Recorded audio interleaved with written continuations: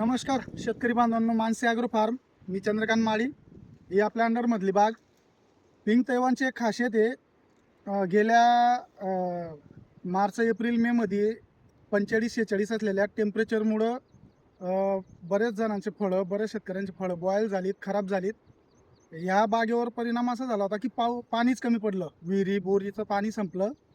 बाग अक्षरशः मरणाच्या अवस्थेत गेलेली होती. फक्त झाड उभं दिसत होतं, पूर्ण कोरडं झालेलं होतं बऱ्यापैकी, थोडाफार पाला. परंतु त्यानंतर पाऊस थोडाफारही आलेला आहे, जास्त नाही एवढा, परंतु त्यानंतर ही अवस्था परत बागेची. हे फळं, ही सेटिंग, हे फळं बघू शकता तुम्ही, फळाची क्वालिटी परत या अवस्थेत आलेली आहे. म्हणून सदाबहार किंवा काय म्हणतो ना आपण, एकदम रफ म्हणून त्या प्रकारे देखील पिंक तैवानकडे बघितलं जातं.